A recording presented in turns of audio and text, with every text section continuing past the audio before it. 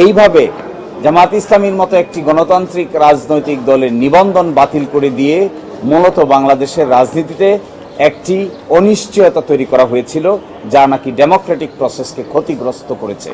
আদালত কর্তৃক রাজনৈতিক দলের রেজিস্ট্রেশন বাতিলের নজির এই ভারতীয় উপমহাদেশে আর দ্বিতীয়টি নেই, এবং বাংলাদেশের গণতান্ত্রিক সংসদীয় গণতান্ত্রিক রাজনীতির সাথে বাংলাদেশ জামাত ইসলামীর অস্তিত্ব ওতপ্রোতভাবে জড়িত।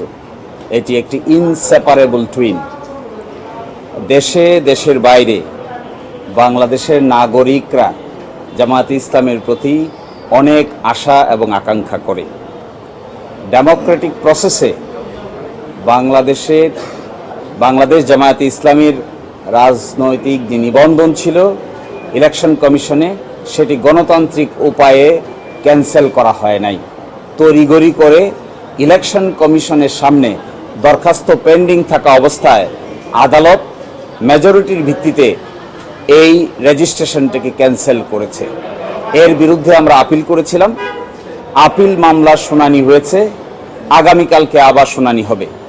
আজকে শুনানিতে মূল কথাটা যেটি এসেছে তার প্রথম ছিল যে প্রক্রিয়ায় আমাদের হাইকোর্ট বিভাগ এই নিবন্ধন ক্যান্সেল করেছে, বাতিল করেছে, এই প্রক্রিয়াটি মূলত ইলেকশন কমিশনের সামনে বিচারাধীন ছিল, বিবেচনাধীন ছিল। ইলেকশন কমিশনের সামনে বিবেচনাধীন কোনো বিষয় আদালত এইভাবে ক্যান্সেল করতে পারে না। এটিকে ইংরেজিতে বলে প্রিম্যাচিওর। আর সেকেন্ড কথা হলো, যারাই রিট পিটিশন দায়ের করেছিলেন তাদের কোনো নাই, তারা নিজেরাই পক্ষ দোষে দুষ্ট। ইল মোটিভ নিয়ে রাজনৈতিকভাবে হেয় প্রতিপন্ন করার জন্যই এই মামলা দায়ের করেছিলেন। আর সর্বশেষ আমরা বলেছি যে গণতন্ত্রে এইভাবে জামাত ইসলামীর মতো একটি গণতান্ত্রিক রাজনৈতিক দলের নিবন্ধন বাতিল করে দিয়ে মূলত বাংলাদেশের রাজনীতিতে একটি অনিশ্চয়তা তৈরি করা হয়েছিল, যা নাকি ডেমোক্রেটিক প্রসেসকে ক্ষতিগ্রস্ত করেছে।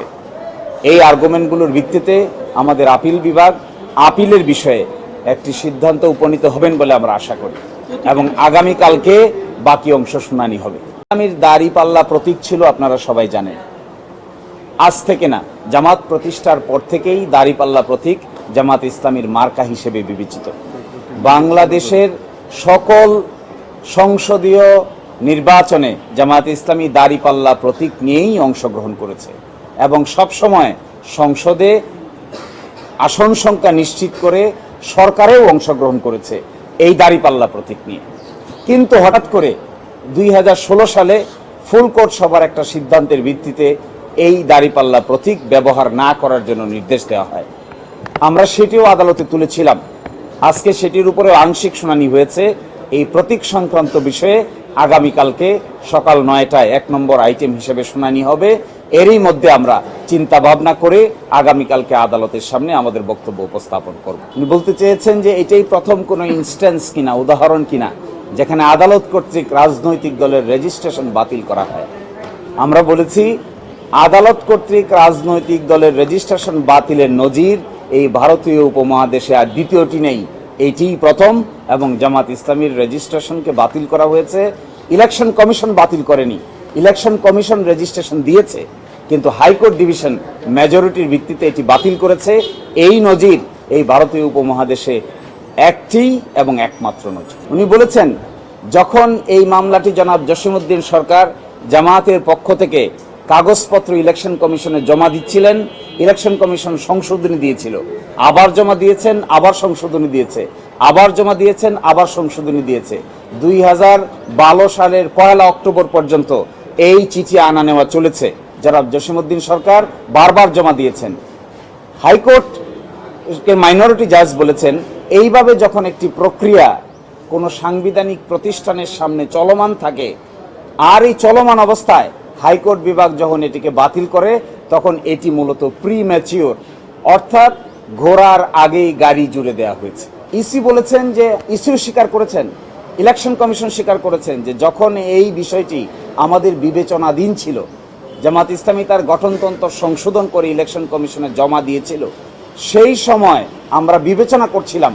কিন্তু যেহেতু হাইকোর্ট বিভাগে মামলাটি উত্থাপন হয়েছে এবং শুনানি শুরু হয়েছে, সেই জন্য আমরা এই বিষয়টি নিয়ে আর অগ্রসর হই নাই।